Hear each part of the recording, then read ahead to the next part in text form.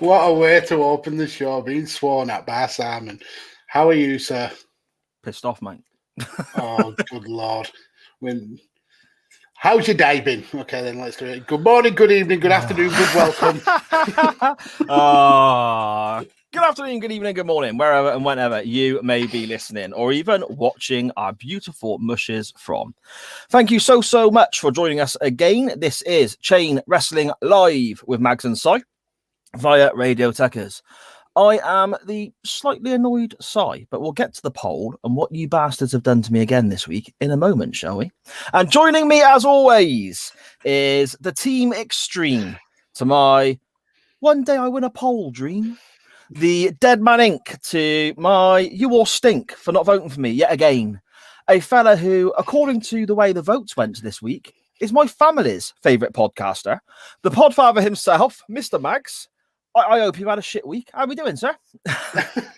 I've actually had a really good week. Football's back. That was really entertaining. Fans are back. We had a great time on Radio Text. Had an amazing debate yesterday about the collapse of NXT. So, yeah, I've had a really good week. It's not my fault you put up shit matches for the people to pick, unfortunately. Hey, hang on. Put up a poll on a poll match next time and you might actually win one.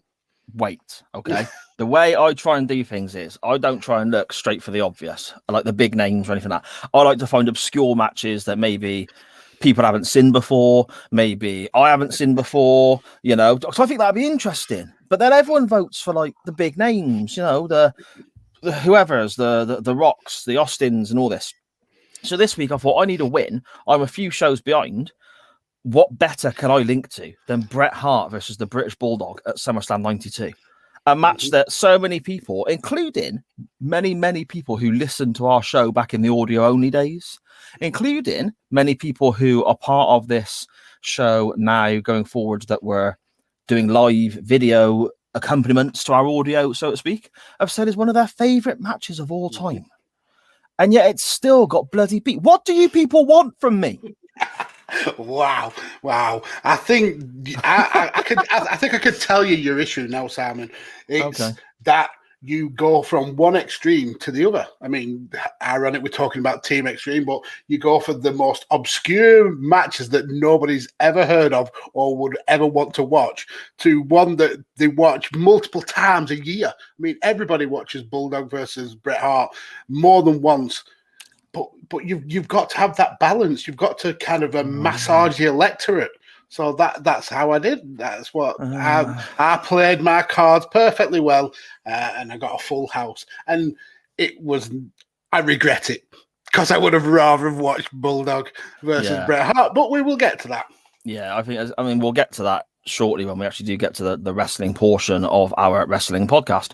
But I think I've got a little bit of the Mandela effect with regards to this match, but we'll get to that when we cover it, mate. We'll get to that when we cover it. How has your week been, mate? Anyway, you been all right? Yeah, I've been busy in terms of content. Got another busy week coming up with NXT TakeOver and SummerSlam coming up. So, yeah, can't really complain. If the devil makes work for idle hands and all that, I suppose. Yeah, no, I understand. Yourself? Yeah, been all right, mate. Been all right, you know, working. Just stuff like that. Any more cats in the fridge? No, he's a bloody nuisance, he is.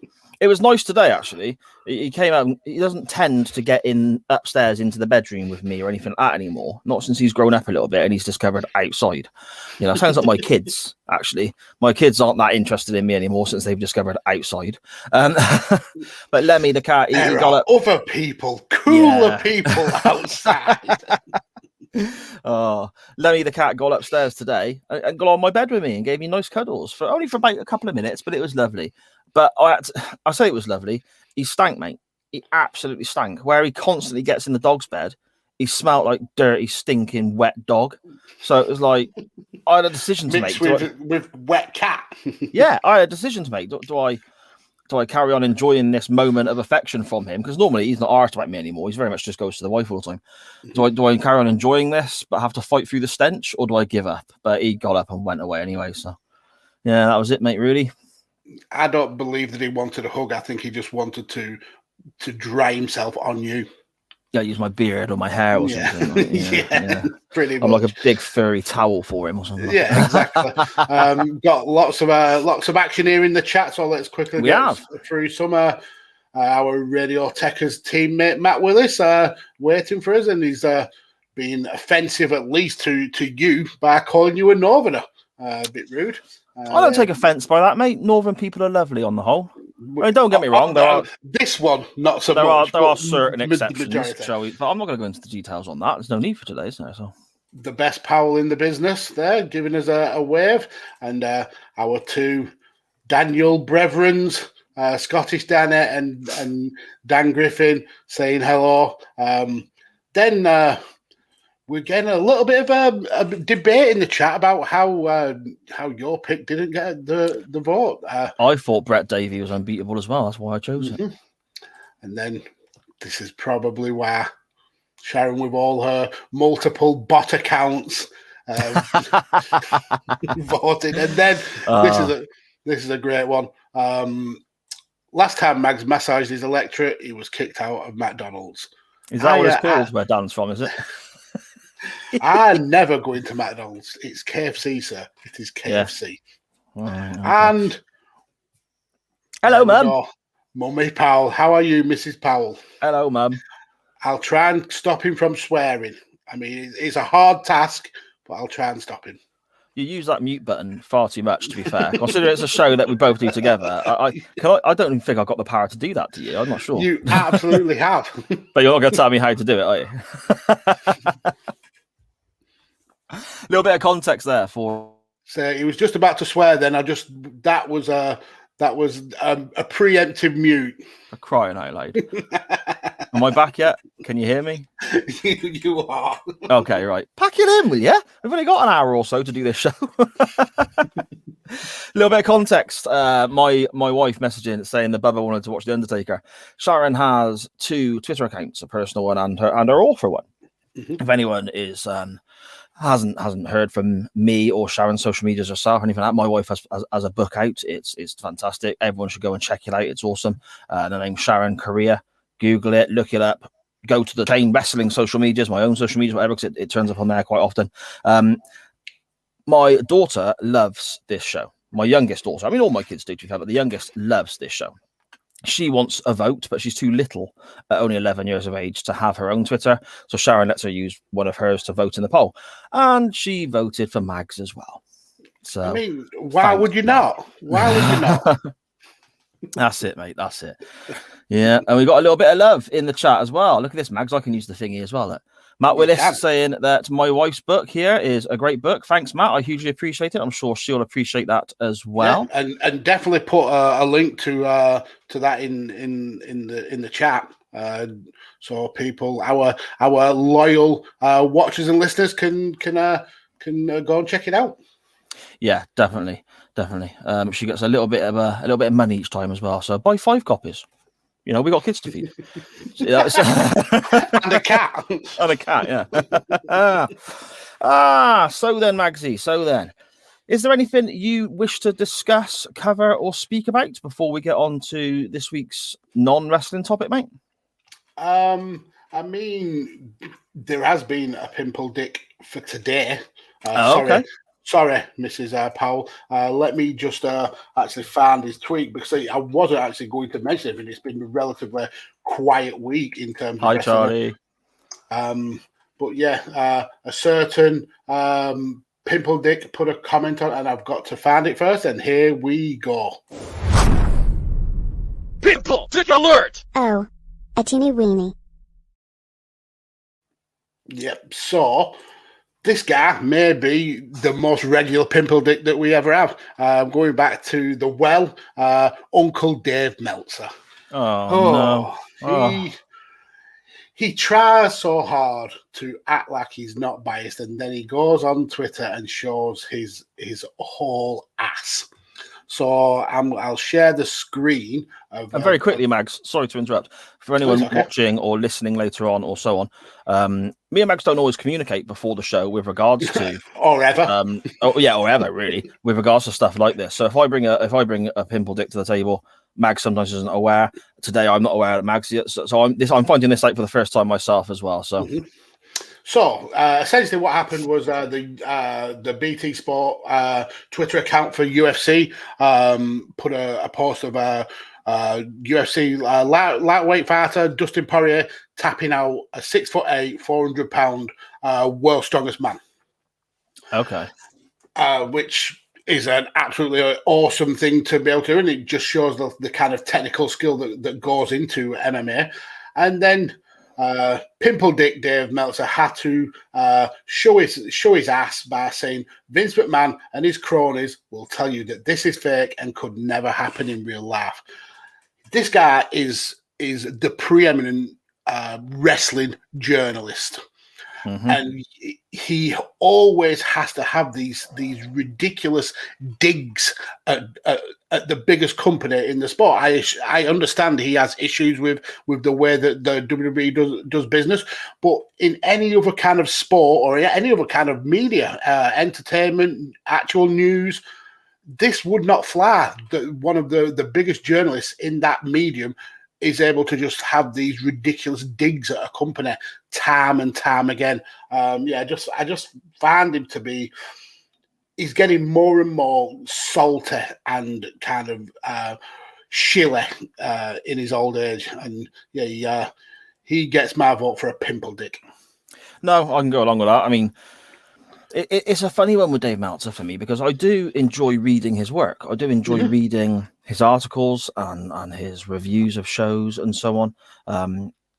But he's got this, and I've said it before on the show, so I apologize to anyone listening if I'm repeating myself. But he's got this kind of aura as being this higher than everyone else wrestling journalist that everyone should appreciate and worship and so on. And fair play, he's been at this for 40 years, 35 years, whatever. Do you know what I mean? It's in the same room in his house with the same paperwork all over his floor.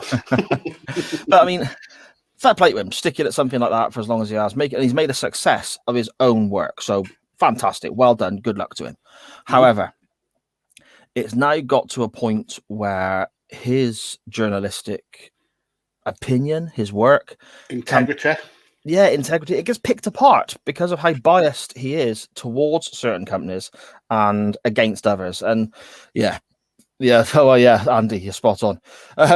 Again, sometimes I'm really, really interested in what he has to say and what he has to write, but it just ruins those times by being such a dick on the other side. So no, I'm on board with that, Mags. Yeah, I mean, I've said time and time again, you look at his match ratings and you can generally use them as a good guide to what is a decent match and what's a terrible match. But it's just this side of him. We all have favourites. I love NXT. You're a massive AEW fan.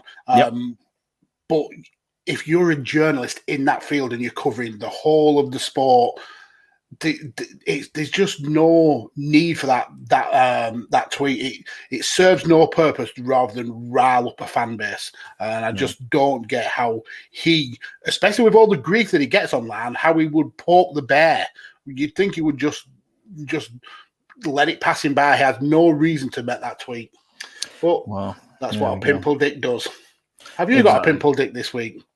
No, mate, I haven't. Well, I don't know. Maybe the 70% of people who voted for your selection above mine again. But I don't want to come across.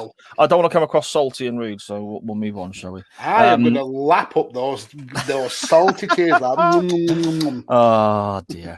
On a further note, with regards to my wife's awesome writing, she has said that she's posted the link. If anyone wants to have a little look, buy the book, please crack on. As I said, it's a great read, and it's got brilliant reviews in our chat here. So, there we go.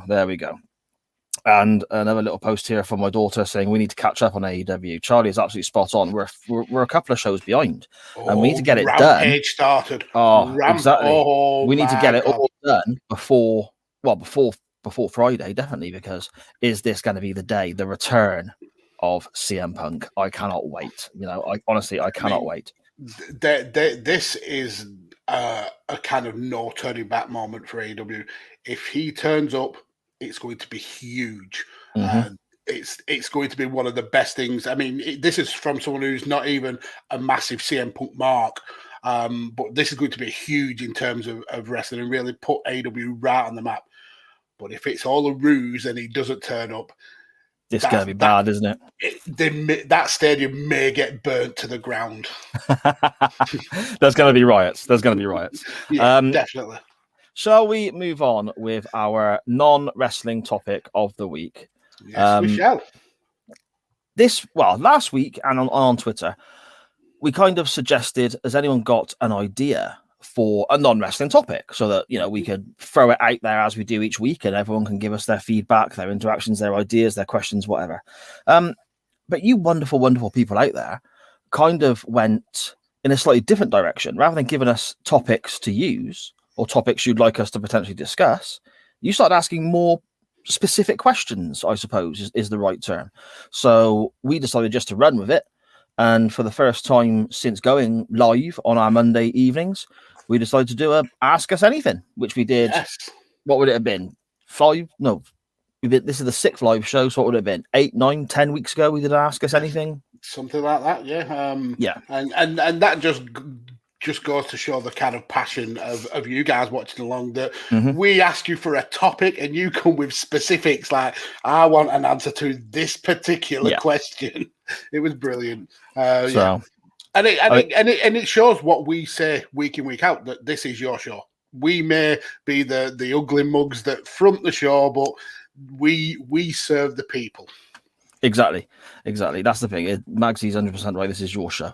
And again, it shows by the, I suppose, broad scope of questions we get in, covering numerous different topics, some serious, some serious, some silly. It's more like some serious, some more chain wrestling than others, I guess, I don't know about that, Steve.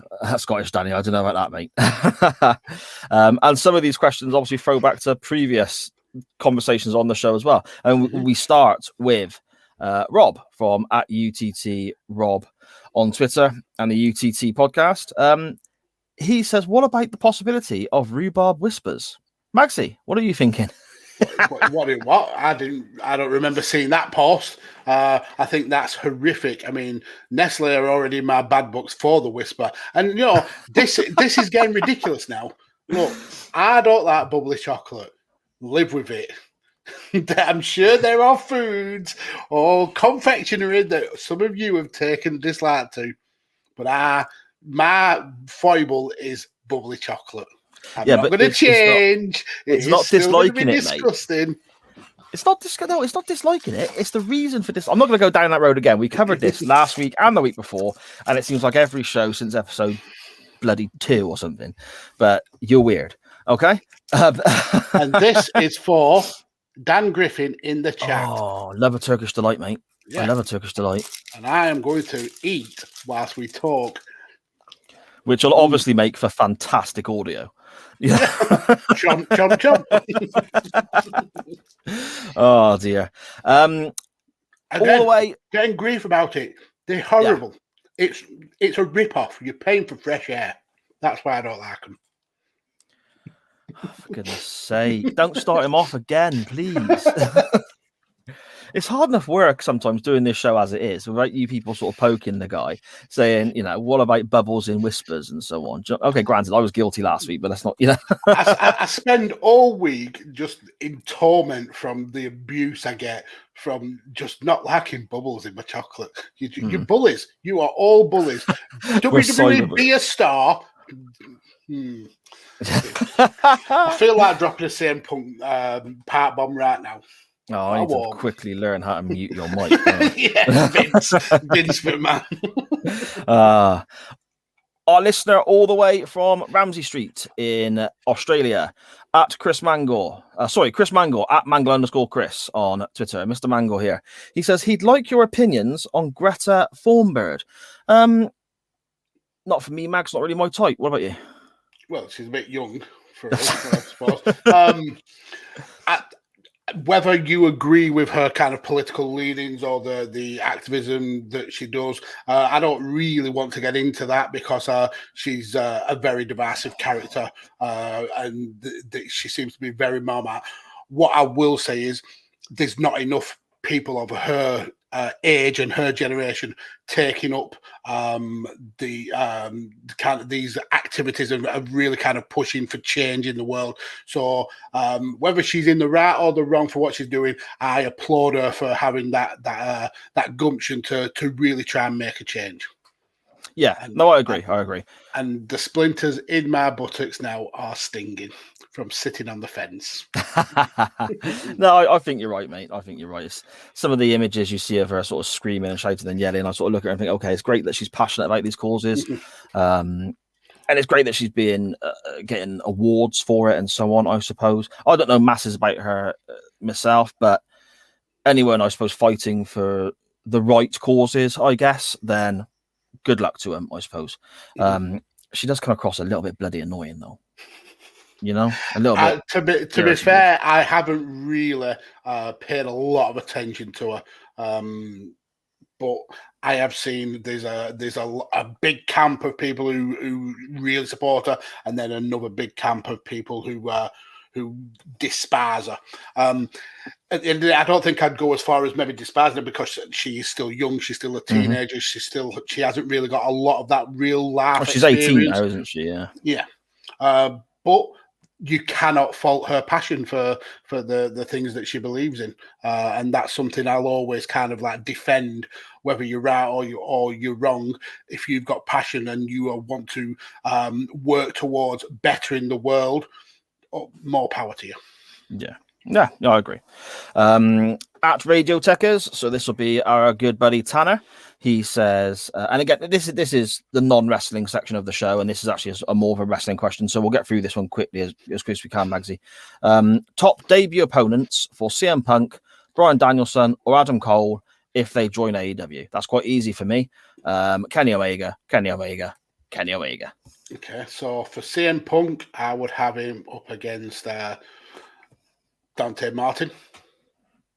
I think that kid is an absolute superstar. Who was the one? Daniel Bryan. How about putting him up against Fuego del Sol? Ooh. And who's the last one? Adam Cole. He can't be in it because in that universe he's dead. So that's not happening. Yeah. Okay. Yeah, fair enough. Okay. At Handy T1TF on Twitter.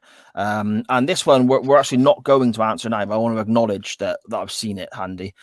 What you've sent in here is a brilliant idea for a discussion, a proper topic. One of the few people that actually did send in what could be a topic rather than a question. One of the few people who listened to what we had to say and stuck to the script. Exactly. But what we're going to do here, Andy, is me and Magsy are going to have a little chat about this and maybe do it for an episode of SJP when that returns or whatever. Handy said versus Daniel Bryan, brilliant. Scottish Danny, brilliant. Handy says each of you do your own top 25 champions of all time, any promotion, anywhere, and personal favourites. Then we compare and discuss. So I think that's a topic, a really interesting idea for another show, Magsy. So we'll talk about that off air and get that done. Maybe for the soon to be returning SJP Wrestling Podcast. Keep your eyes and ears out all over the place for that. Steve-O, and this is a great question, I think, Magsy, at Total Steve-O on Twitter. Did we notice anything different in doing our show live to pre-recorded when we were just audio? Magsy, do you want to go? Yeah, I mean, I kind of my timekeeping. I mean, that is horrific sometimes. For me, I'd already dipped my toe into live stuff with our Radio Tekkers, and I knew how daunting it was, especially like for you. This was a very new thing, and I knew how kind of like nervous you were. You wouldn't have thought it watching the show, and the amount of kind of like praise we've got has been absolutely amazing. But for me, the biggest difference is we get that instant feedback. We get to bounce off people in the chat. We get to bounce off people on Twitter, and I think that for me he's elevated this show. I loved the original, the way we did chain wrestling, but I think this way it makes it so much better. So that's the big kind of takeaway that I've got from going live, from as compared to like pre-recording. Yeah, I think I suppose I'm kind of similar, really. Doing it this way, you've obviously got to be a bit sharper, haven't you? You've got to think on your feet, because in the audio, it didn't happen very often, but when we were just audio, if there was any big screw-ups, I would just literally cut them out. Yeah. And I've actually got a few outtakes saved away somewhere that we're going to put together. Oh, have you now? Show out somewhere. Yeah, mate, honestly, I would say 99% of them are me screwing up. So, but it is a case of the first couple, especially, I was really, really nervous. I was really concerned about doing this. I'd never done anything like this before. I was absolutely petrified, and I felt the first show went well, and then the second show, I just felt like a deer in headlights. I was just, really struggled with it. But now I feel a bit more comfortable. That was a big, big change for me, going from that to this. And obviously people can see you, so I've got to brush my hair for a start. So you've got to wear clothes. I'll tell you what, right? You'll be surprised by this. I often podcast without a shirt on, because I'm a big fat bloke, and where I podcast in this little tiny room, again, I'll show you now. This is my two hands here, right? That's the room I have to podcast in, where it's in the tiny little space in the studio. It gets bloody hot in this little corner of the house. Okay, so when I'm not doing live, when I'm just recording audio, I literally take my shirt off because I'm sweating buckets. I'm sweating buckets now, look, So, and if you want to see that will be on our soon-to-be released OnlyFans, where for $9.99 a month, you can see Sar podcasting in his pants. Exactly, mate. Exactly. I've got cameras from all angles. Trust me. What we got in the chat, Magsy? Just, I mean, there's so much. Charlie saying she hates Kenny Omega. That's best in the world, Charlie. Best in the world. Andy from Bang Bang going for Punk versus Colt Cabana. Oh, that's going to be spicy. I would love to be a fly on the wall for that first meeting after all the grief that they went through. Chris, _BFC, another one of our radio Tekkers cohorts, saying, was Barry Darsow ever a champion? He was multiple-time champion, sir. He was part of Demolition, one of the best tag teams in the history of the world. I will not hear any Barry Darsow besmirchment on this show. Your tone of voice now. Your tone of voice now is exactly the same when people bring up arrows and whispers. You know that? That's that tone of voice. Don't I get angry about the most ridiculous things? You do. Danny, still in the chat, I see. At Scottish Juggalo on Twitter. He asks, he asks, he would love to hear both our takes regarding the Battle of Hastings from 1066. Did Eustace II, Count of Bologna, rush in? Would Shagger Dave Meltzer have rated it higher if it took place in Japan? Did the wrong guy go over? Questions. Now, I do quite like a bit of history, but what I know. What I don't know is oblivious to me. Okay, now 1066 Battle of Hastings. That's old Harry and the arrow in the eye, isn't it? In the eye? Yeah. Is it? I have no clue. Yeah, Harold. Yes. Yeah. See, that's what I think of. And whenever somebody mentions 1066 and the Battle of Hastings, all I think about is, oh man, an arrow in your eye. I mean, it's going to hurt anywhere, isn't it? But that's what it goes in your eye. That's sort. Now, would you prefer to be like Achilles then, where he got shot in the heel? No, see, I don't know. You've seen Pet Sematary, Mags? Is it Pet Sematary? Yeah, have you seen Pet Sematary? The newest one. No, I think it's like the old one. The really old one. Yeah, I've seen them both anyway. I think it is, isn't it? It might not even be Pet Sematary. It might be a completely different film. But I think it's Pet Sematary, where they bury something in the graveyard, don't they? And it comes back alive, but it's like an evil version of itself. And they bury their baby, don't they? And it comes back all a bit and stuff. It's pretty similar story to the remake. Yeah, the baby's under the cot, and he's got a scalpel, and he slices through the Achilles of like the mum or the dad when he comes to check on him, and that ain't good, mate. That ain't good. I've seen something similar to that in a film called Hostel, where they actually focusing on the Achilles where he slices it, and then that's like this. Yeah, the guy tries to walk afterwards, and if apparently if you actually slice the Achilles, it's the muscle is attached all the way up the leg, so like all your calf like basically implodes. So yeah, that's not a good thing. no. But getting back to Danny's question, which was absolutely nothing to do with Achilles. But to be honest, that's the chain wrestling way. Yeah, I think that Duke William of Normandy should have gone over. He should have reigned for at least 700 days before dropping the title to Queen Victoria in an intergender tag team match, I suppose. Yeah, fair enough, mate. Fair enough.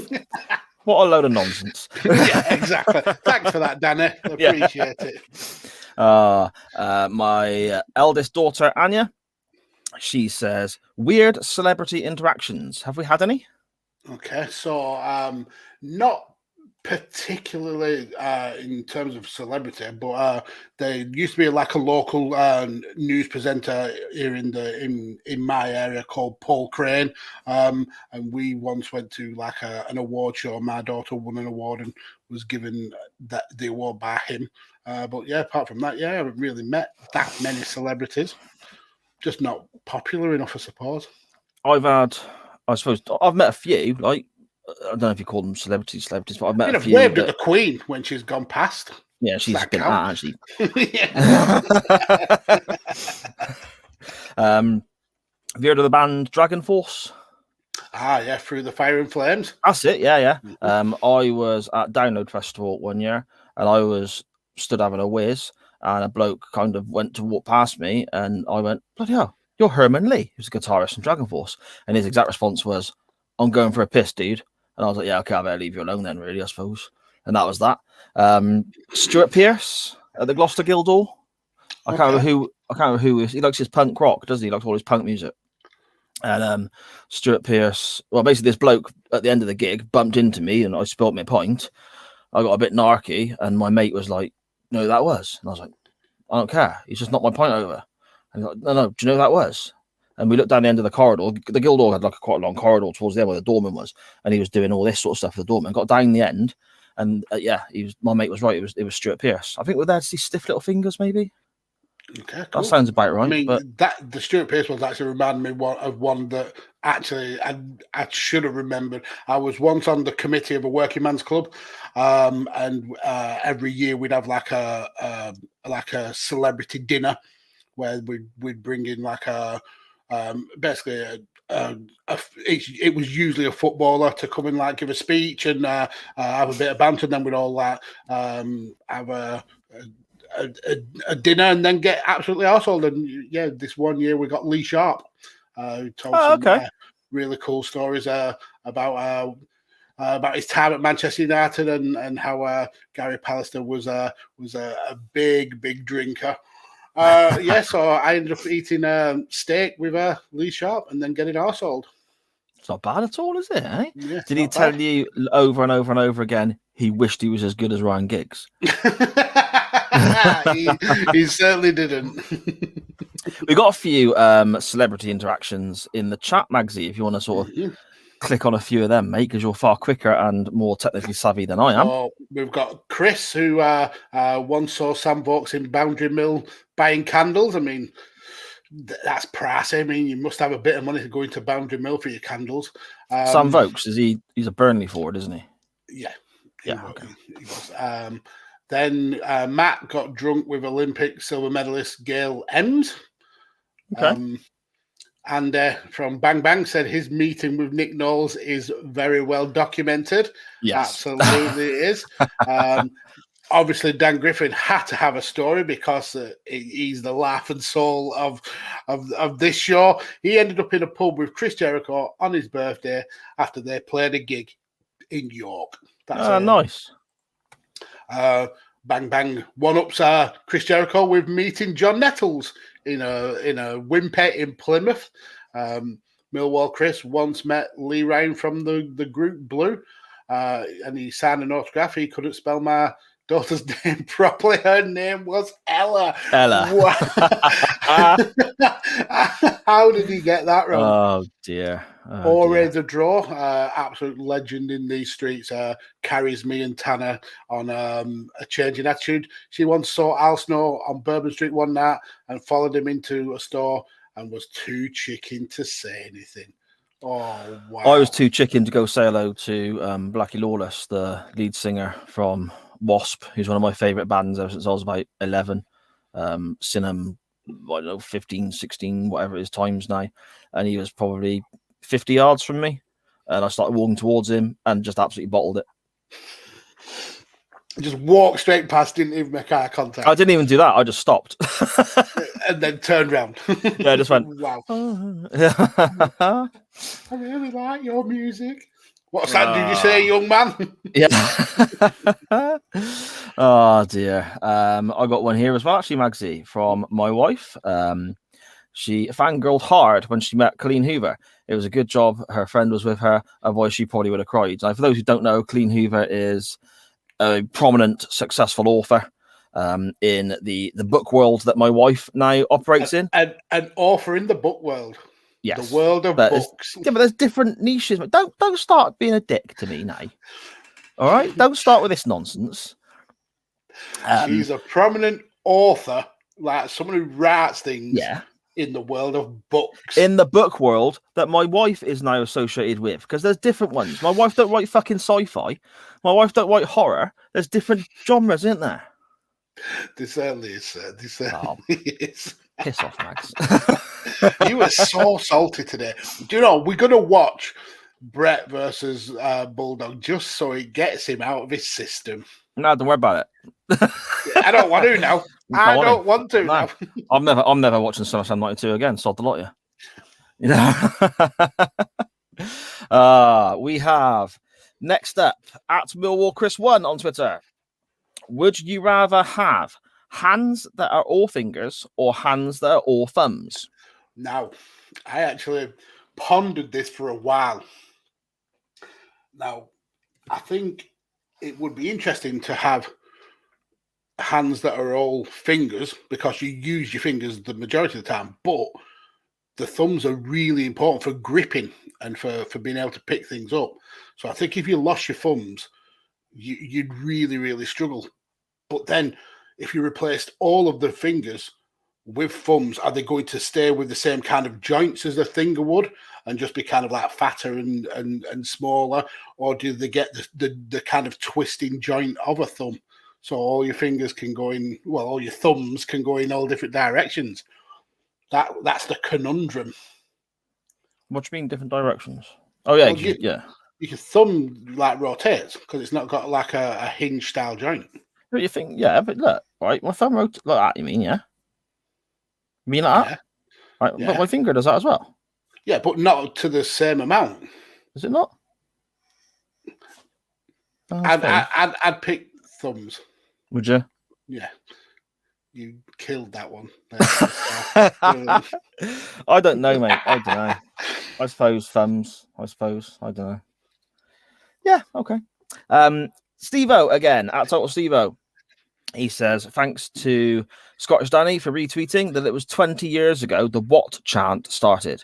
Have we ever used a wrestling chant at a non-wrestling event? And he goes on to say he and a few friends did the what chant during a funeral for a friend gig whenever the singer spoke. Others got involved and he saw the funny side, which is always good. I've not used a wrestling chant at a non-wrestling event. No. And I hate the what chant. It's ruined so many great promos. Using it at a gig's a bit different, Steve-O, don't get me wrong, but I hate this. It was funny for a little bit, but 20 years of the same thing. Oh my God, stop it. I always go back to the best kind of reply to the what chant was the Undertaker when he says, say what if you sleep with your sister? And then the crowd say what? And then they're like, oh, shit. Yeah, exactly, mate. Exactly. It was good at the time and it really made sense for the Austin character, but my God, did it kill a lot of what could have been really good promos. Yeah, I hate that promo with all the fibers of my being. And I've never used a wrestling chant in another setting because wrestling wasn't really cool for a long time. So yeah, we hid our wrestling fandom. Yeah, that is very true, mate. That is very true. See, you youngsters who watch wrestling now, you don't understand how lucky you are. You know, I got bullied for liking wrestling when I was a kid. You know, I've used yes in the bedroom. It's true. It's damn true.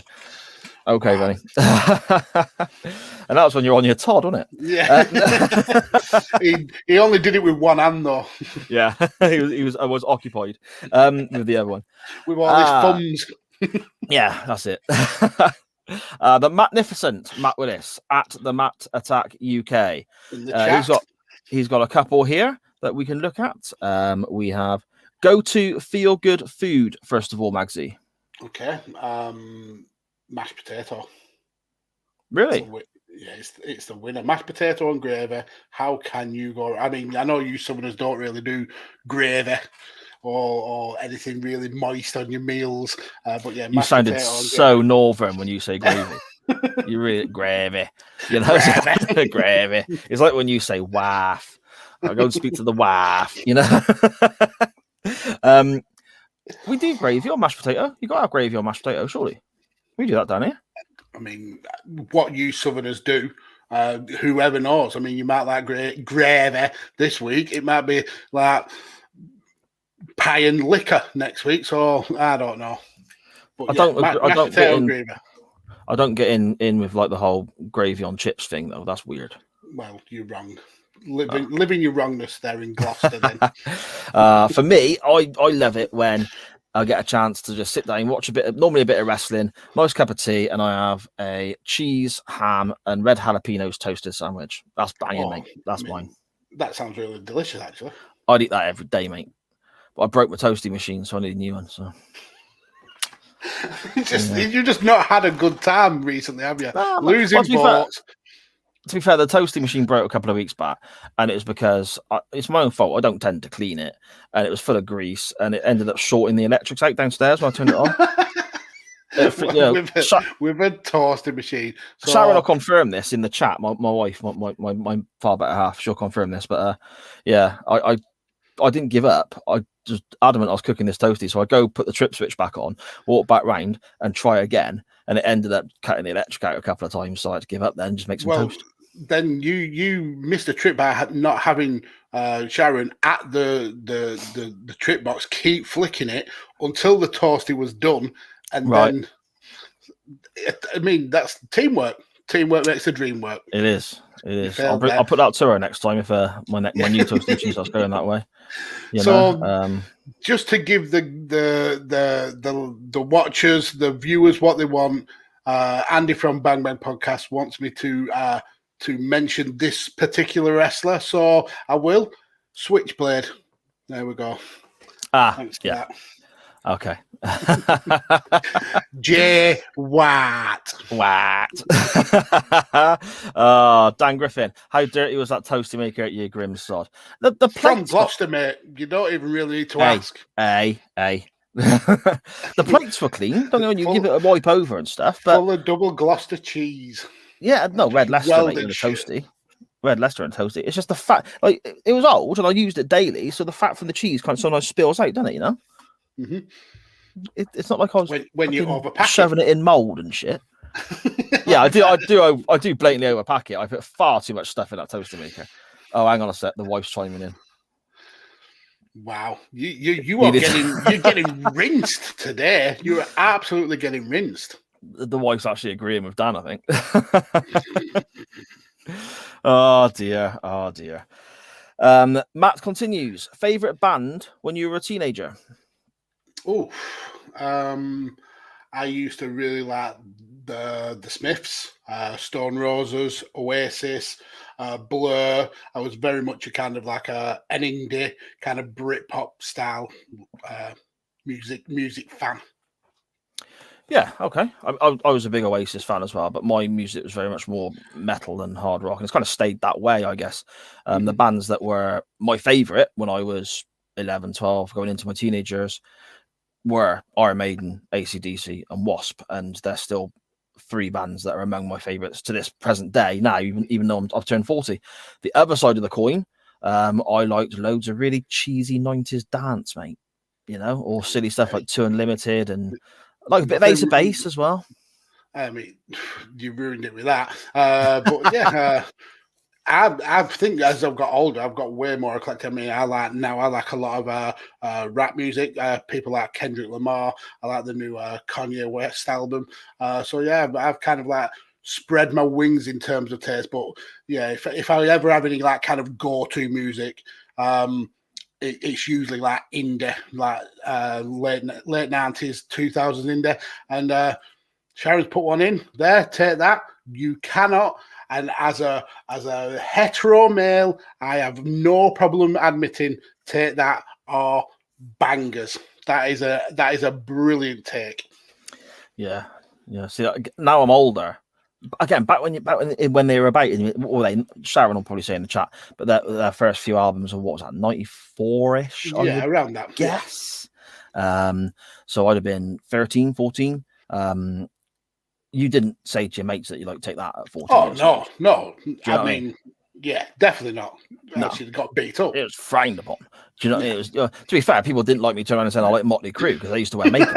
But it was. I mean, they are 2 ends of the spectrum. I will give you that. Yes, that's very true. Well, can't be a bit of Take That. You've come so far and you've reached so high. See, this again, there's an episode going back in the audio days where you did that before, and I cut it out and put it at the beginning of our intro. Do you remember? I'll have to dig that out and play it for everyone because it was so good.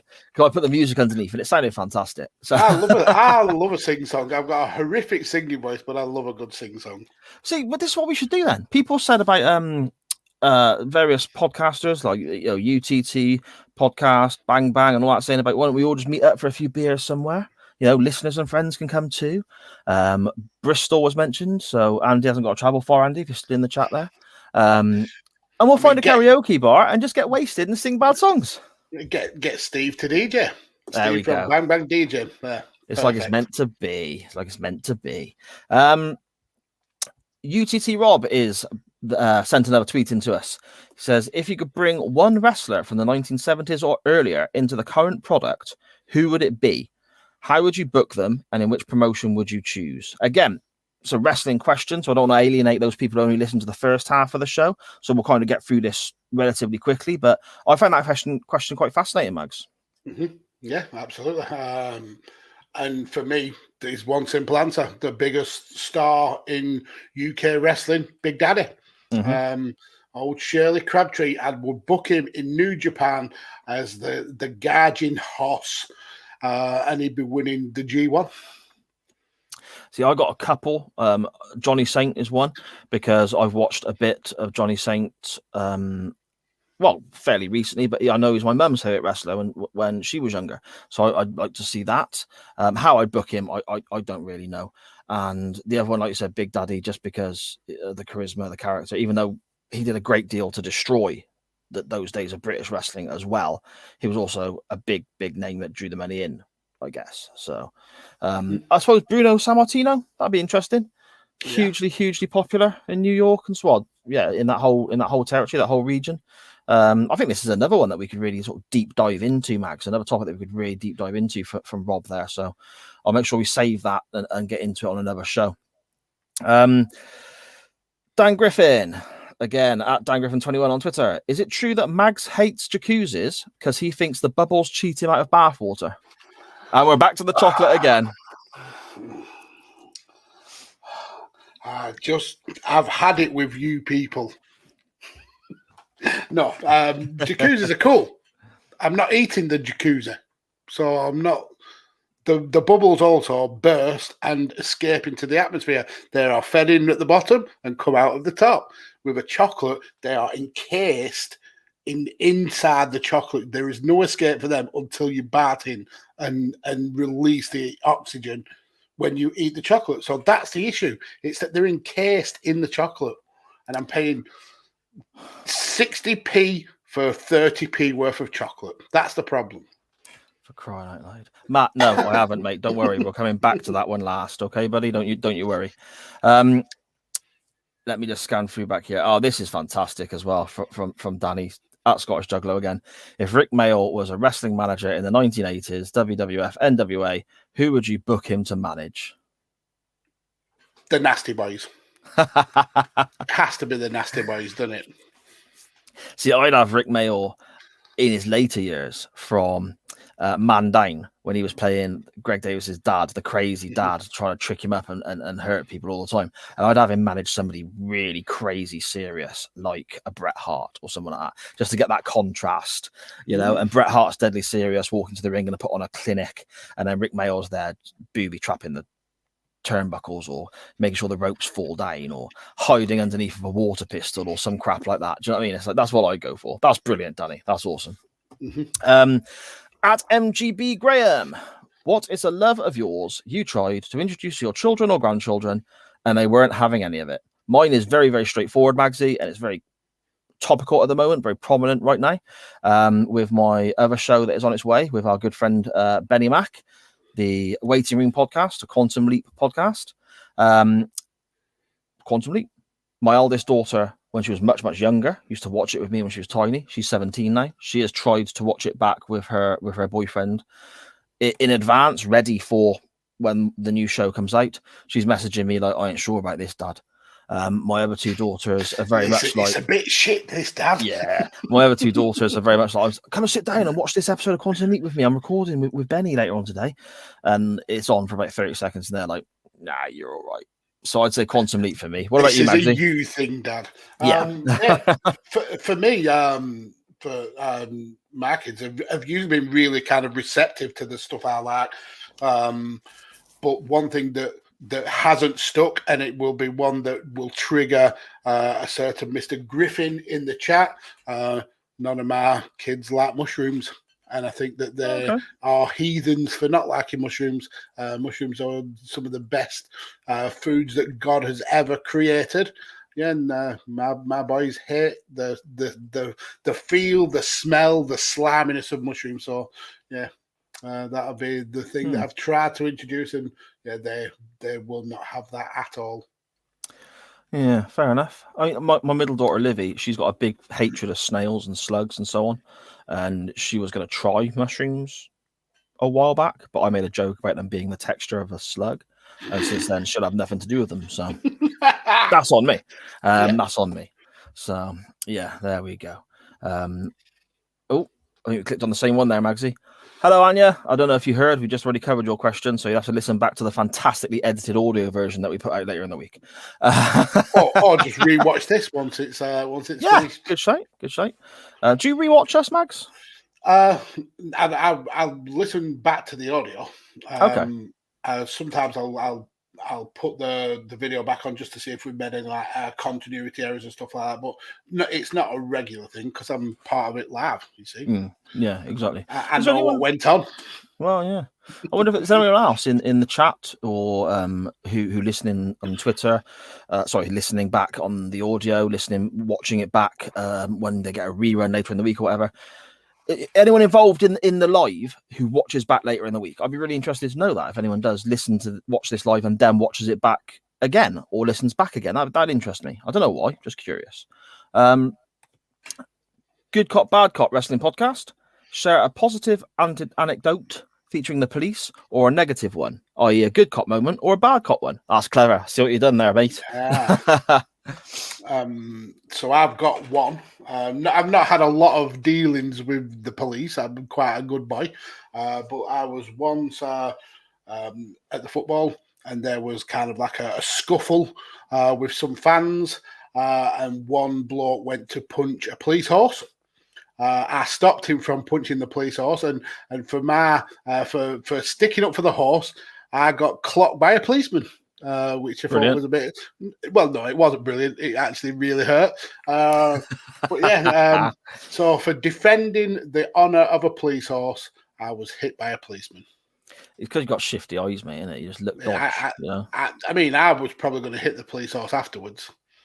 I wasn't, people. We'll cut that one right out. I've got a few I could mention. Is my mum still in the chat? Just need to check. I'll mention one. It's quite a positive one, I guess. I used to work nights at a factory, and at nights there was only a handful of us there.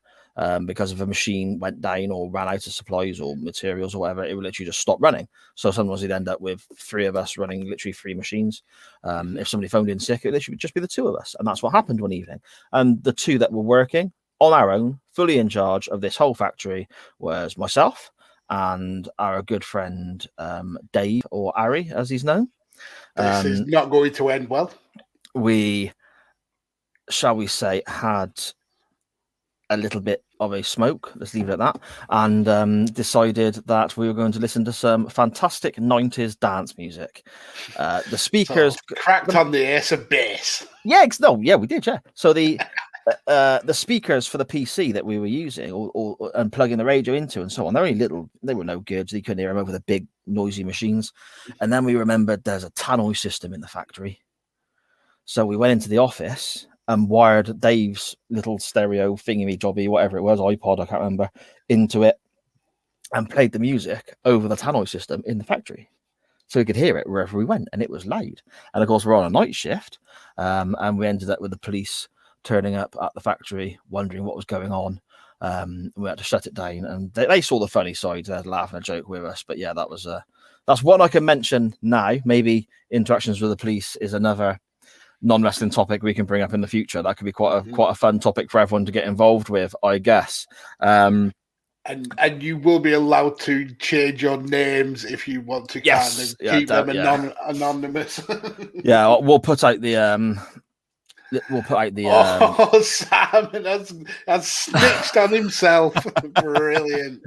Yeah, little cigarettes. You know, I was smoking cigarettes back then, Sharon. Different time. Lastly, before we go back to Matt Willis's final question, again from Handy 1TF. Okay, guys, here's a bit of a thinker. Is common knowledge really all that common anymore? And the first time I read that, to be honest, it was a bit of a thinker because I didn't quite know what he meant. But the more I thought about it, the more I thought, well, okay, yeah, it does. It makes sense, doesn't it?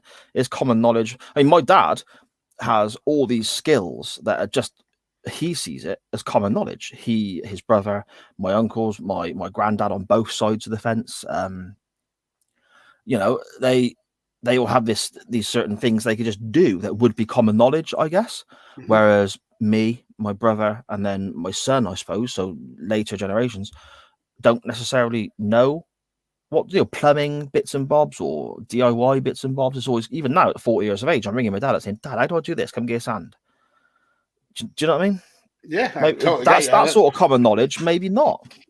Yeah, I think with that, how we've become so reliant on technology and kind of that the service industry to kind of do those tasks that we don't really want to do anymore. Yeah, that stuff like that is getting lost by the wayside. I mean, how many people now really learn how to change a plug or a fuse? It's just something that it's just getting lost to the annals of time. Like you said, plumbing, wiring electrics up, stuff like that. I mean, yeah, it's not getting as common.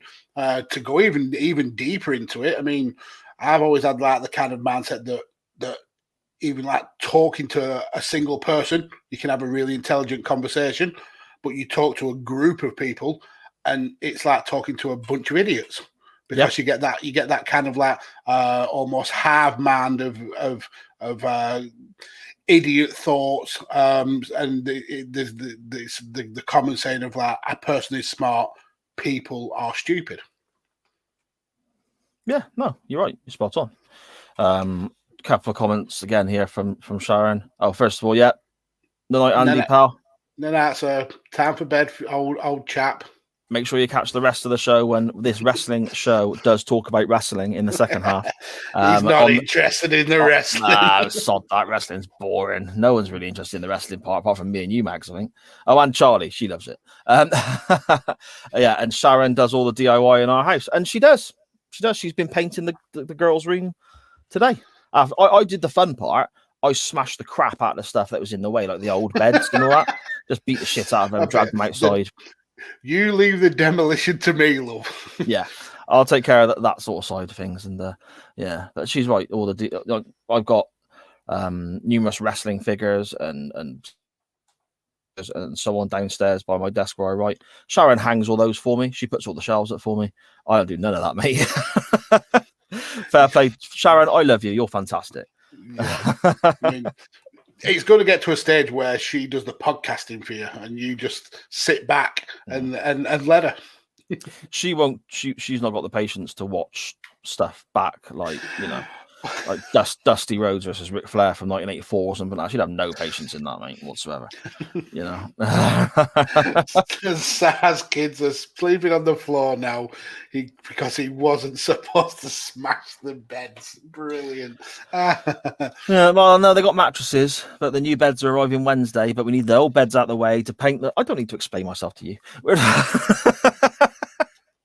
Lastly, then, before we get on to a little bit of the graps, from the magnificent Matt Willis once more, and this stumped me, and I'm about to give it a real think, and I imagine this is something else we will come back to again as a proper topic for our show. But strangest fact about yourself, and I think that's quite a broad scope, because you could have so many different things that people may find strange. So that really stumped me, Mags. What you got any? Nothing really comes to mind. I think I'm quite a normal human being. One thing that did kind of could jump straight to my mind was I never used to be able to grow hair there at the middle. The middle of your mustache, and it's only. Oh, you had a negative Hitler. I mean, that's a horrific, dark way of looking at it. That's what it's called, isn't it? Is that anyone in the chat? Is nobody else heard that? A negative Hitler, yeah. I've never heard it called that, and I will not be referring to it as that. That's horrific. But yeah, the little bit there on the curve of the lip, and these little bits here. So the mustache would never attach to the beard. But it's only over the last couple of years that's actually started attaching. So you basically just had a bit of hair there and a bit of hair there. Yeah, like eyebrows for a mustache. That's weird. Yeah. You can't be walking past a school looking like that or anything like that, can you? Do you know what I mean? Well, I mean, I didn't really go to school with a mustache. I weren't in Grange Hill.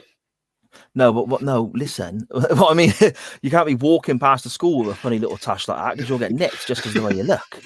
I mean, I don't think me walking past the school getting nicked has anything to do with a mustache. Okay, mate. See, I used to be the same, but these bits here wouldn't grow. So what I used to do was I used to trim this and trim all around here and leave that just to grow and grow and grow.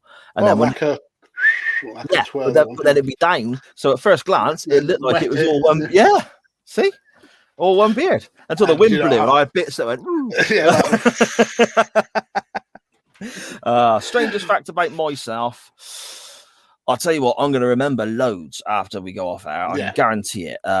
This may be one we have to kind of revisit next week. Yeah, definitely. I'm going to make a list of these. As soon as we finish live.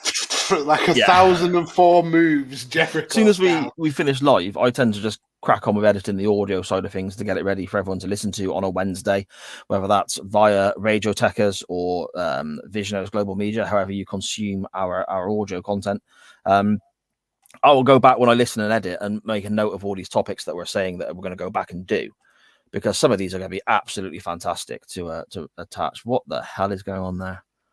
I mean, what is this one? He's got his head on upside down, hasn't he? And this, I mean, that one is horrific. Look at that. He shaved all of it, apart from the two strips and landing strips for the nostrils.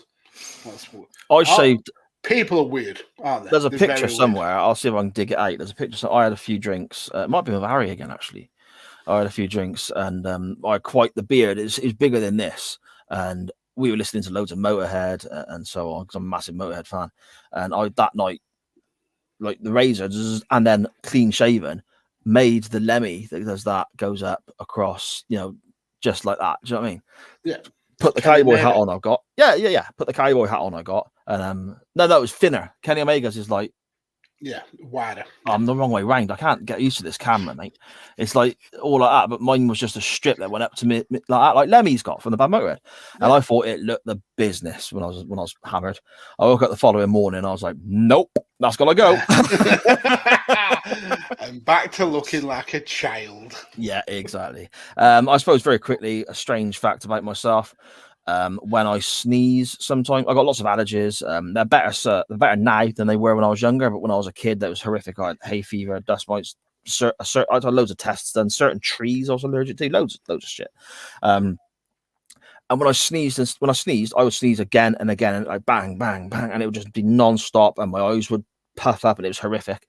When I sneeze, air or liquid comes out of the corner of that eye, just like a little. That because of the force of it. Yeah.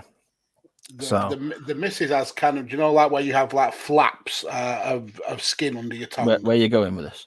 No, under your tongue. Right, okay. like little like remnants of skin, don't you? And when she yawns, the way her like tongue is, it fires out a little like squirt of spit, like a lizard, like some out of Jurassic Park. Yeah, essentially, and that's brilliant. She's got me in the eye with it quite a few times. That's fantastic. I mean, it is at your point of view. From my point of view, when she's yawning and you're getting a face full of spit, it's not as good. I reckon it's brilliant.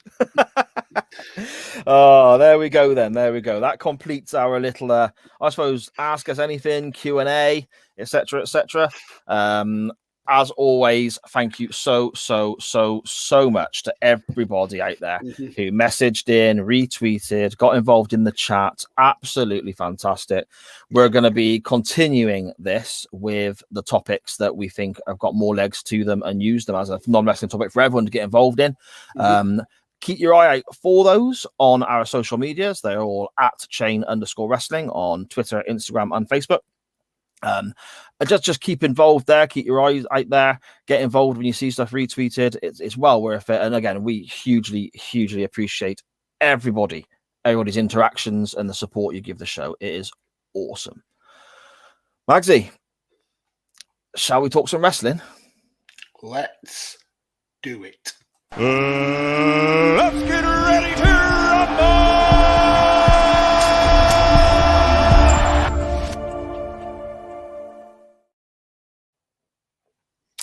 So then, here we are again. Let me get my delicious tears. Oh, for goodness sake. Yes, okay. July the 1st, 2002. We're just going to go through this. I'm not interested, to be fair. Yeah. I'll see you later, Matt. Good night, pal. Yep. See you later, pal. July 1st, 2002, Monday Night Raw from the Verizon Wireless Arena in Manchester, New Hampshire. It's Verizon. Verizon, is it? Yeah. That would make more sense to what I said. That's the company that Tanner works for. Is it? Yeah. Ah, so mobile phones then? Yeah. Because Tanner's going to hook us all up with new phones. Tanner. Wink. Yeah, quite a unique contest, I think.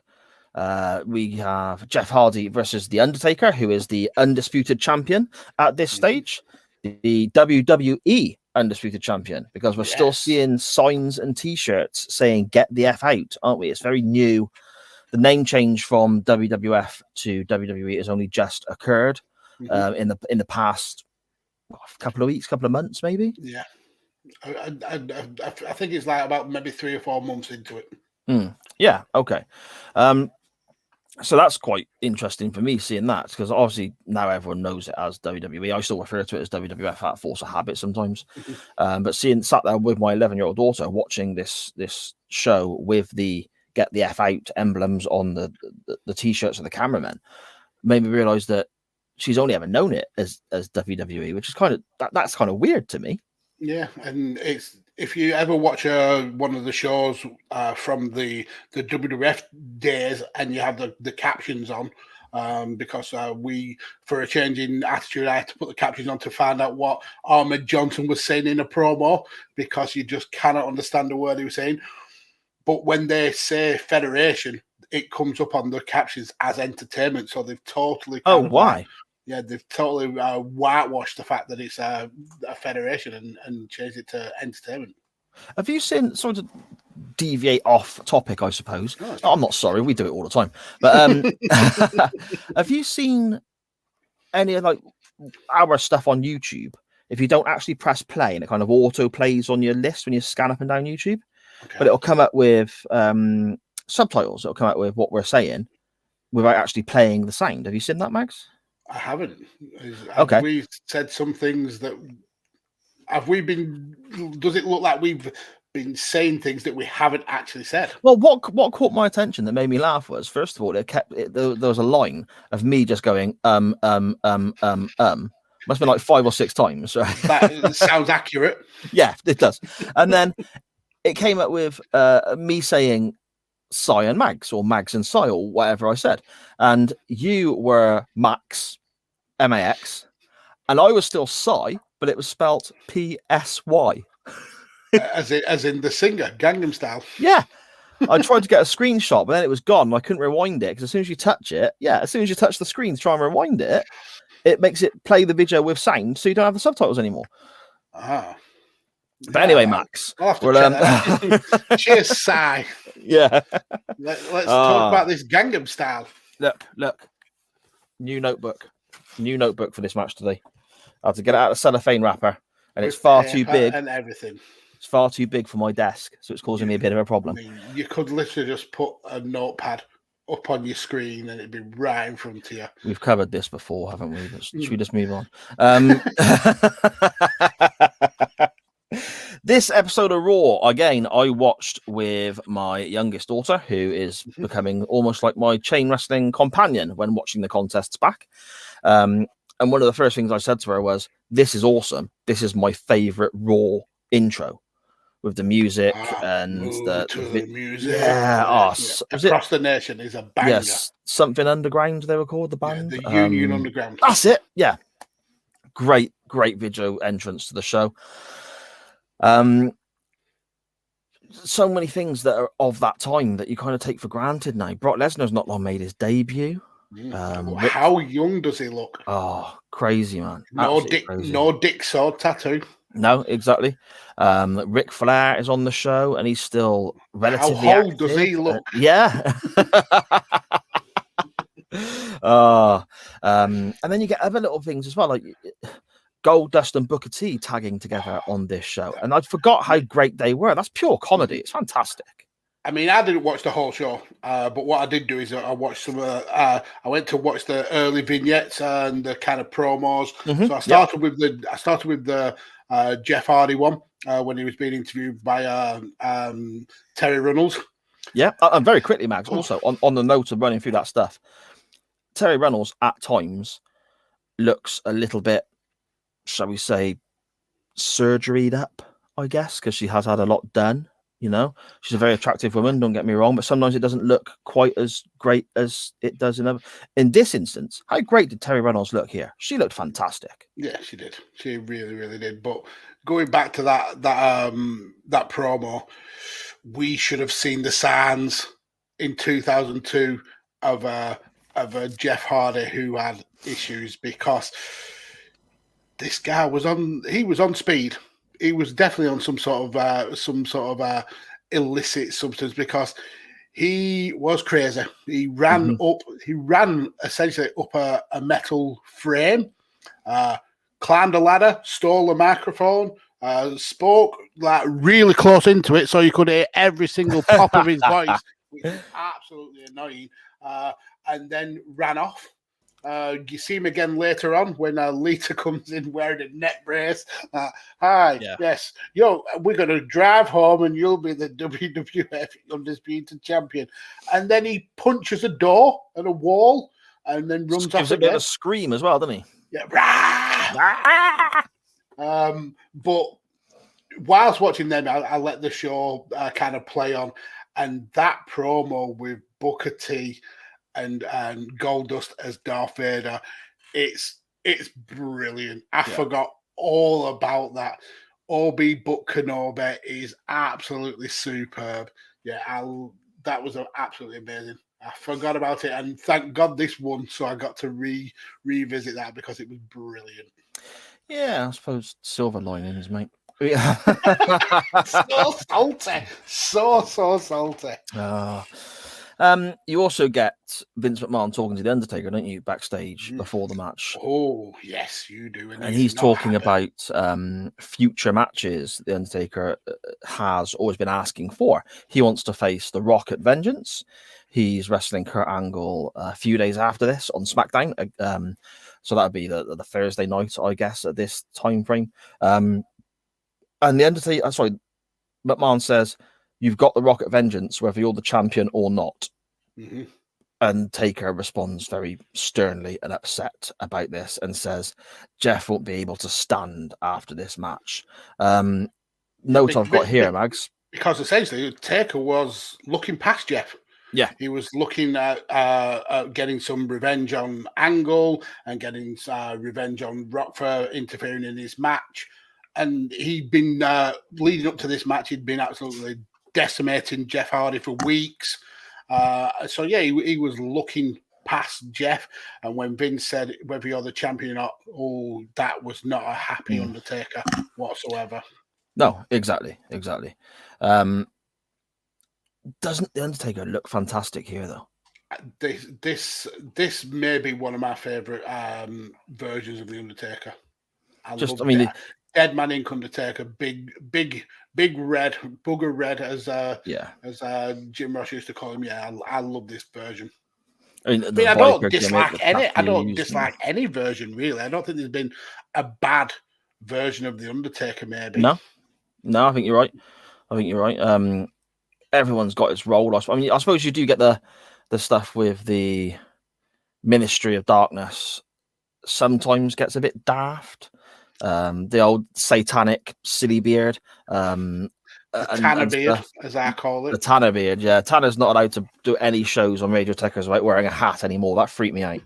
I didn't like that at all. We get to the match then, and a lot has already been made throughout the show about Jeff Hardy being the underdog, because obviously he's in a tag team. He's much smaller. He's much lighter. He's effectively, this is his first world title match, as far as I can think. I can't imagine he would have had another at any stage. Yeah, this was. And the Undertaker is the Undertaker, 6'10" or whatever he is, 300 pounds, brawler, and he's got this nasty streak to him at the moment because effectively he's working heel and he's this brute that's destroying everybody in front of him.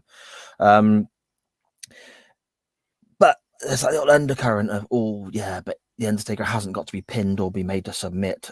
Jeff's just got to climb the ladder, and he's got experience in ladder matches. Undertaker's never been in a ladder match. That was drilled into us by Taker's interview with Terry Runnels. She mentions it. The commentary mentioned it time and time again that Undertaker's never been in a ladder match, and Jeff, his career was built on ladder matches, so his mindset was he was the favorite going into this, and it's Undertaker who has to kind of come out of his comfort zone. Yeah, I totally agree. The match starts with the Undertaker coming to the ring first, which I thought was a bit odd at that moment because he is the champion. But the start of the match then dictates that maybe kind of had to happen because Jeff doesn't get straight in the ring. He dicks around on the Undertaker's motorbike for a bit to wind him up. Yeah. Which then results in the Undertaker getting out the ring and then Jeff drop kicking a ladder through the rope. Well, Jeff goes kind of through the ropes and drop kicks the ladder on the outside into the Undertaker. And we're off, Mags, aren't we? Off to the races. We get a bit of action outside of the ring before it actually gets inside. But this match was certainly played for the majority of the time at an Undertaker pace rather than a Jeff Hardy pace, and I think we were talking like pre-recording about how it didn't age well for me. I remember like loving this match when it happened, and watching it back. It was so slow. Yeah, the pace really of it was so slow. Even when Undertaker's like laying in the big shots to Jeff Hardy, the shots are really, really slow. But there's some unique stuff. I mean, there's a part where the legs of the ladder are on the apron, and Undertaker has Jeff in between the ladders, and he kind of like drops the leg and catches Jeff in between, kind of like a ladder sandwich. So there's some cool stuff like that.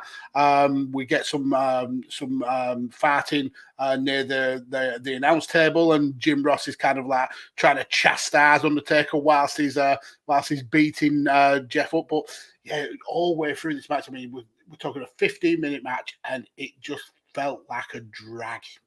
Yeah, it was very much, I suppose, a couple of real good moments. I suppose the term is high spots, isn't it? I suppose a couple of high spots that were either end of a slugfest, and the Undertaker just beating up his much smaller opponent. I've got a note here saying that at one point it's basically a squash match.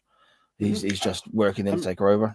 I mean, Jeff Hardy over. Sorry. Yeah, one of the kind of most annoying things for me when it comes to ladder matches is when one of the opponents has the match won. He's climbing the ladder and then comes back down, and we see that fairly early on. Jeff Hardy is beat. He's on the floor. He's knocked out. Undertaker's there climbing the ladder. Simple, grab your title. You've won the match. Yeah, but then he sees Jeff on the floor and thinks, I'm gonna beat up on him a little bit more, and then doesn't retain his title and goes to beat up Jeff. It just doesn't make sense for me. No, I mean, I think as well. Charlie pointed that out.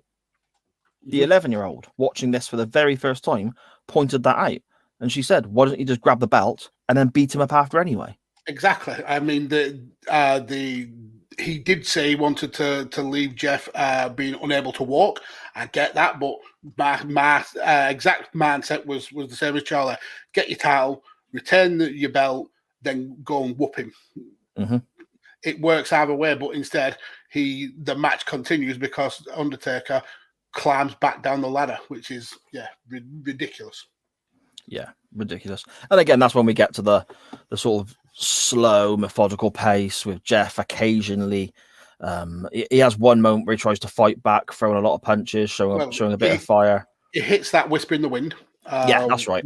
Which is always such an impressive move, and it felt like the typical David versus Goliath kind of battle where he's just throwing punch after punch after punch, and then Taker just clocks him, and it's game over again. Jeff Hardy's down on the floor, and he just absolutely just got decimated. Yeah, exactly, and that's kind of the nature of the whole match, isn't it? Really, it's kind of. I suppose in a way it does make sense because the Undertaker is a much bigger opponent and Jeff is the underdog as they've built him, I guess. So it does kind of make sense. But the pace of the match, I think you lose a bit to that.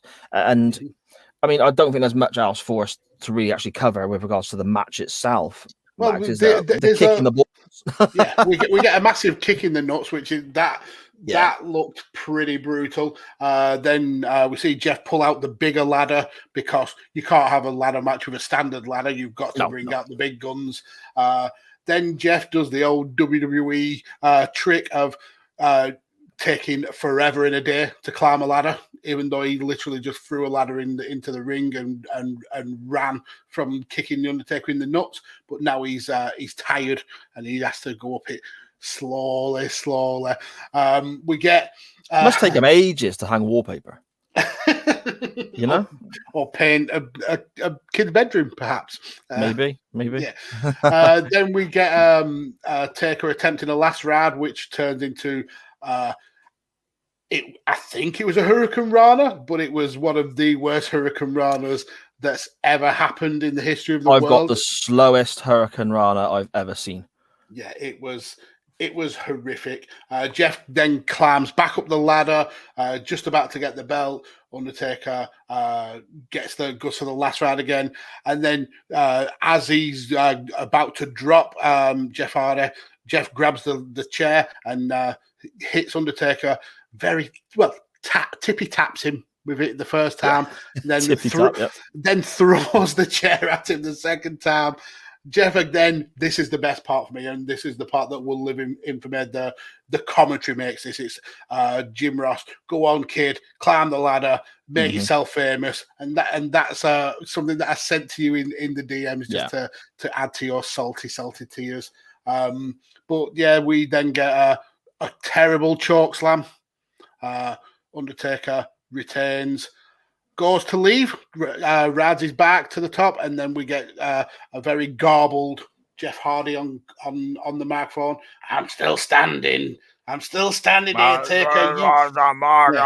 You haven't broken me. Yeah. So Taker's like, oh, you motherfucker, I am going to smash you.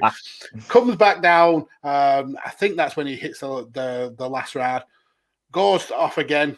And Jeff's like, nope, still not broke, bitch. Come and get me, la la la la. And then Taker picks him up and pats him on the head like a little lemmy.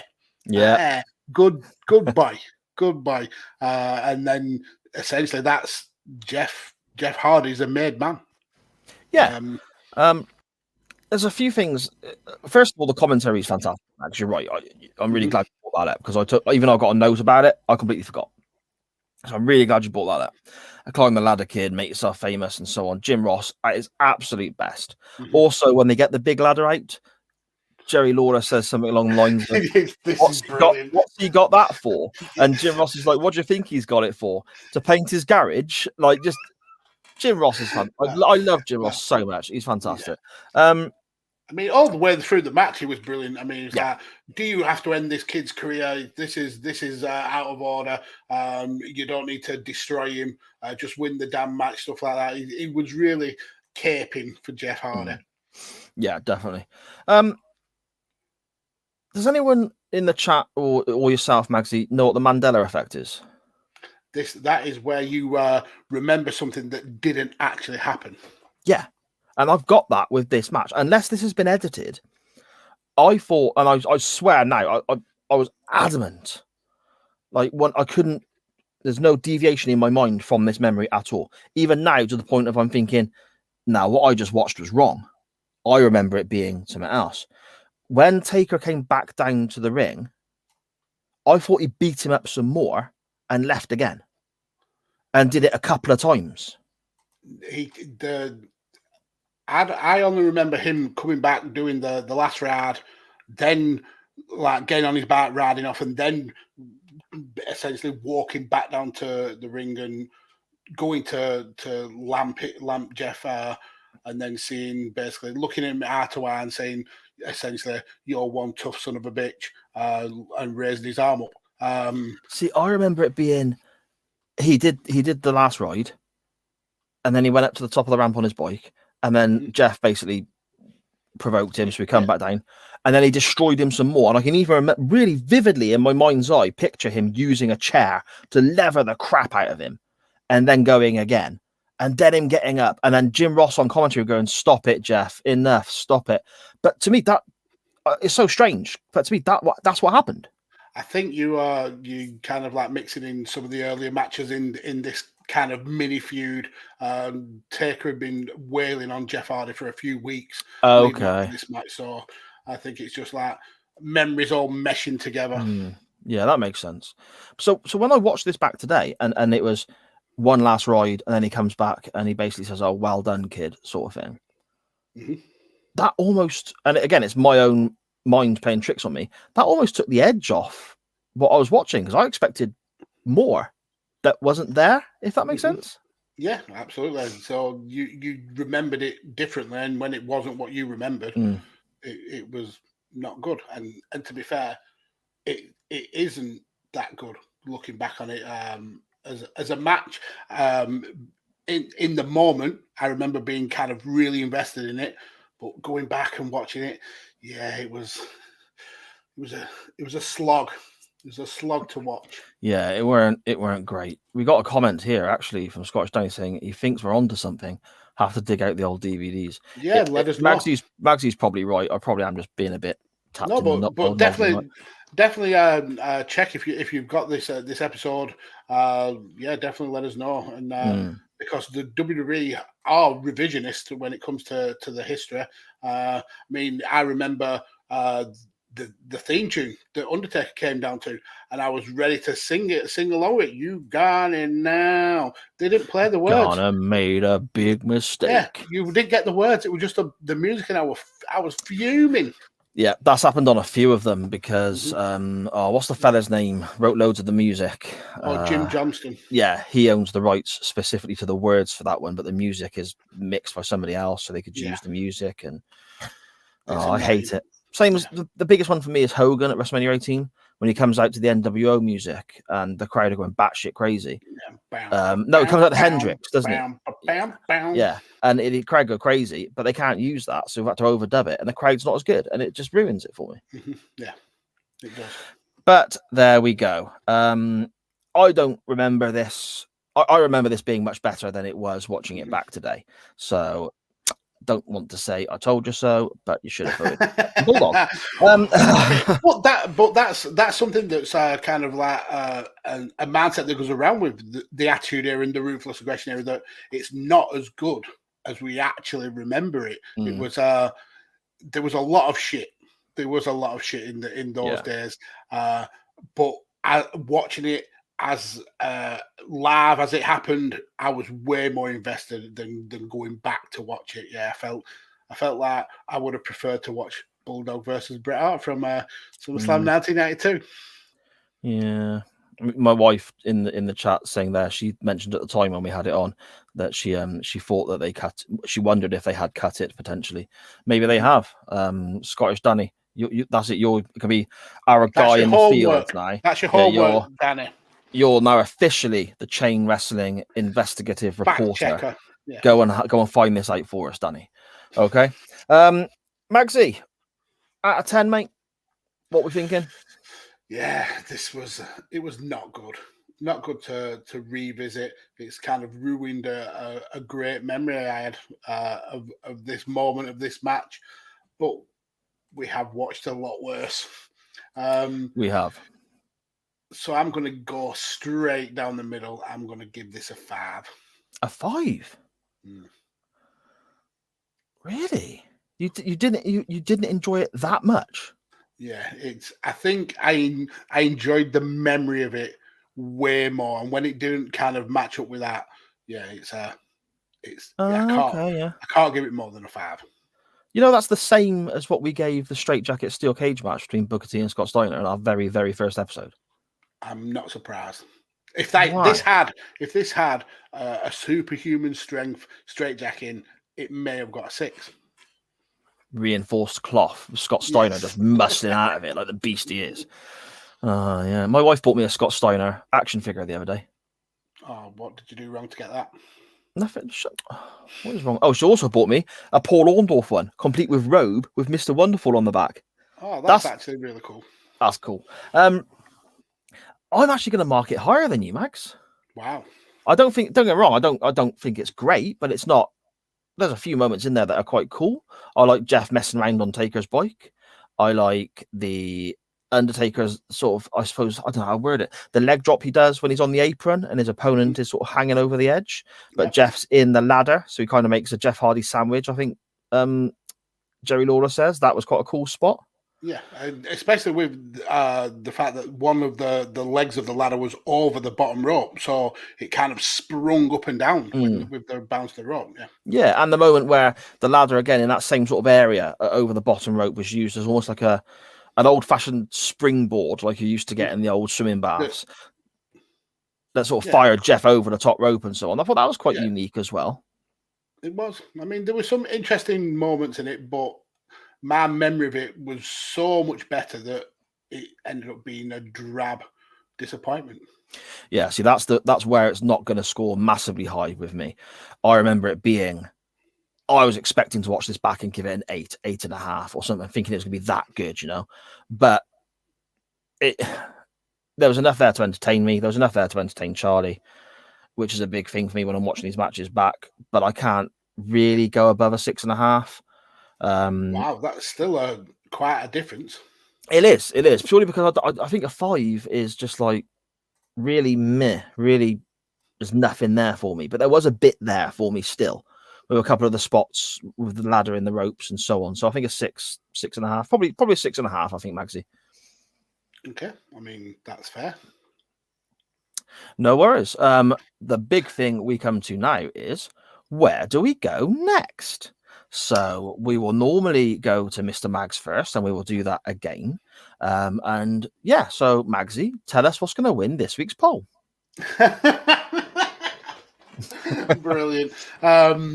So I was actually contemplating using the ladder as the link because I'm definitely going to check back in the Radio Tekkers archives. We had a really cool conversation about NXT over the weekend, and one of the matches that I put forward that people should definitely go and revisit was the 6-man ladder match for the inaugural North American Championship. No way, really?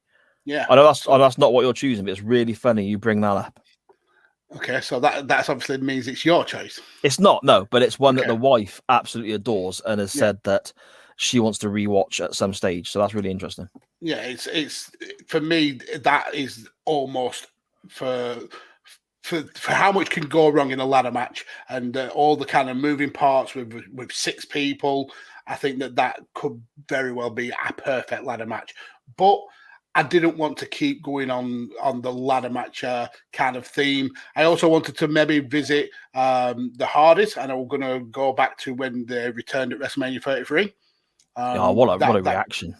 But that was also a ladder match, and I thought it's too similar.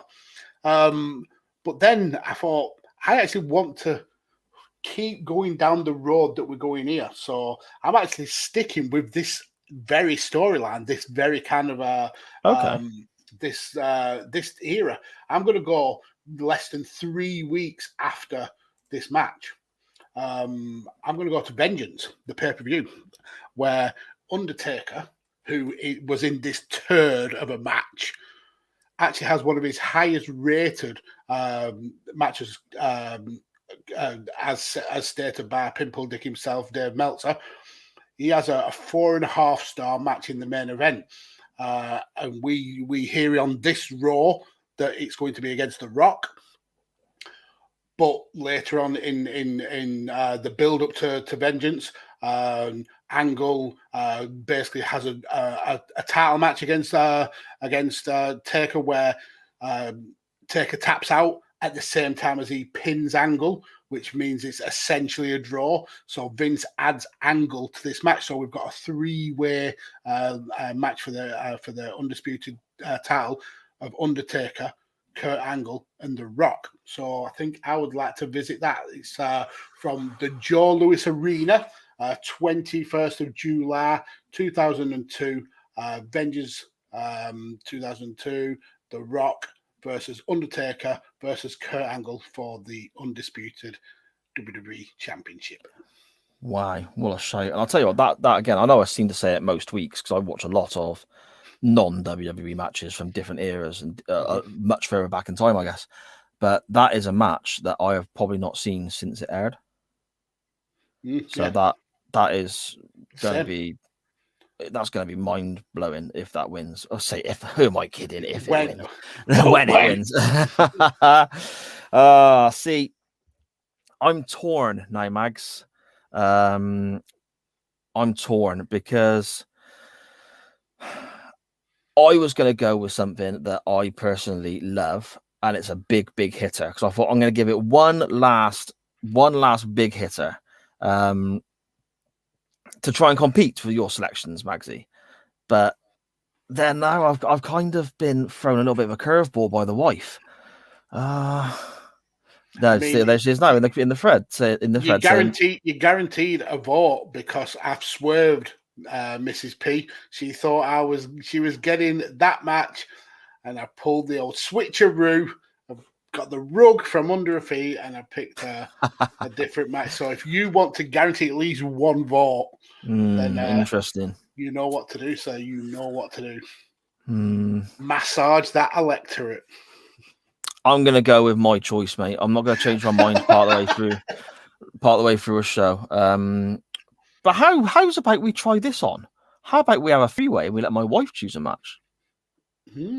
I don't think it's very often I'm going to say to you, Mags, how about we have a three-way and speak about my wife? That's a completely different podcast. But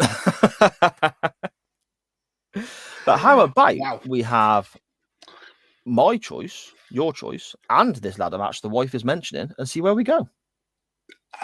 I mean, I like the idea of it, but I think we may be kind of like usurped by Sharon. I think she's more of a star of this show than we are, and it might hurt our very fragile egos. You reckon? But do it. Okay. Okay. Because she wants to be in a three-way. She does. Apparently. She says right there, I'm going to be in a three-way, little smiley face. What is that, a smiley face? My eyes are bad. No, it's not a smiley face. I take that back, my love. It's the wink. Is it the wink? That's a very tiny.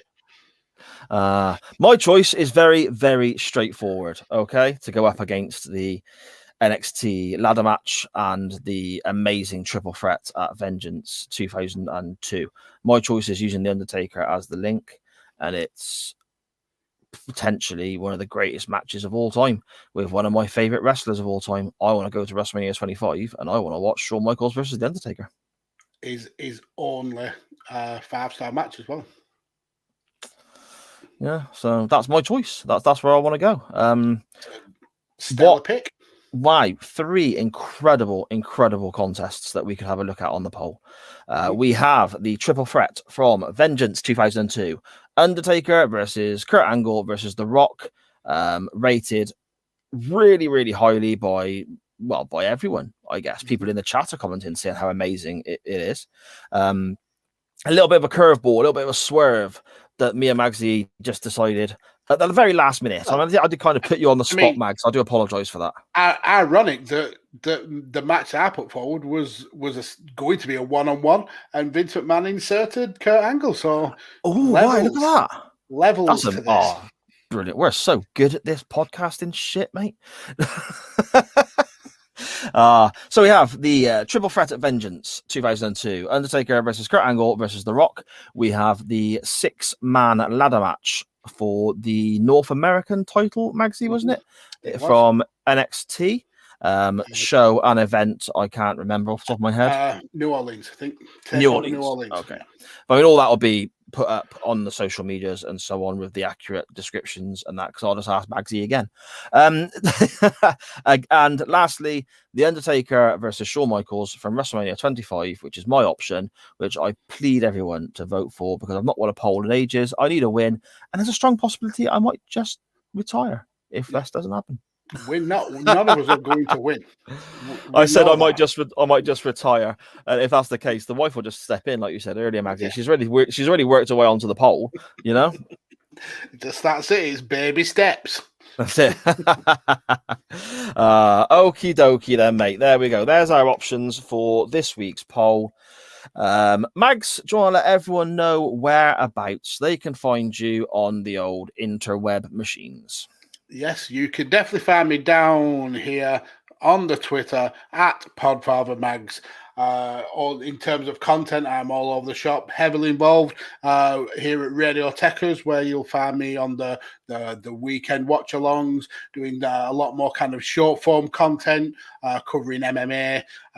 You'll find me, obviously, on Chain Wrestling next week. So definitely tune in and definitely check out A Change in Attitude over on Chairshot, where Tanner and Ora and myself are looking back at the Attitude Era of WWF,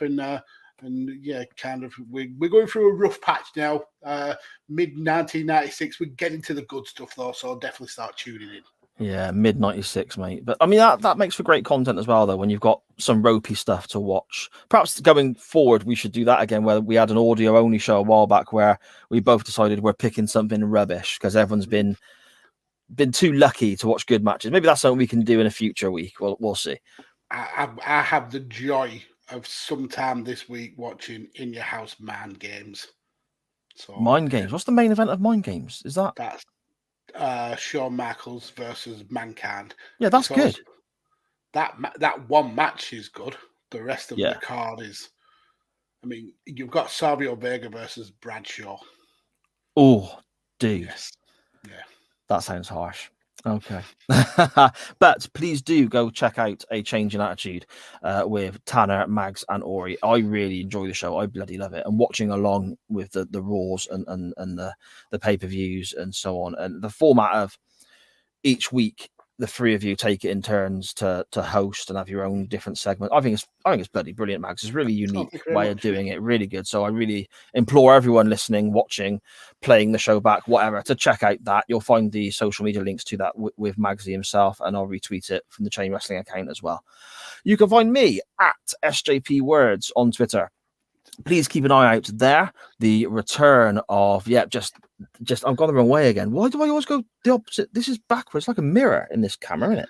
There it is. If you had fingers that were all thumbs, you'd be able to. I'd be like that, yeah. Yes, you can find me at SJP Words on Twitter.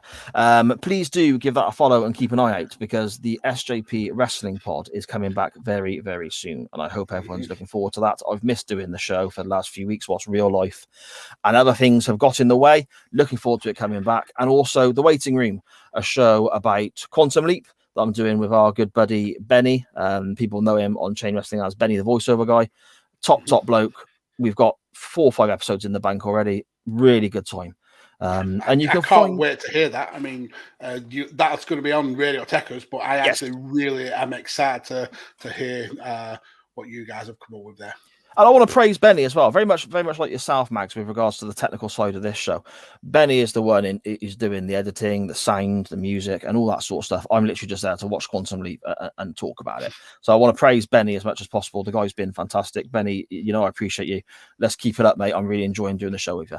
Mm-hmm. You can find Chain Wrestling at chain_wrestling on Instagram, Facebook, and Twitter. Chuck it all a follow. The poll will always remain on Twitter, so set yourself up a Twitter account if you haven't already got one, just for that. I'm off now to make 400 fake Twitter accounts and use them all to vote for me in the poll. Magsy, I'll speak to you next week, my friend. Bye-bye.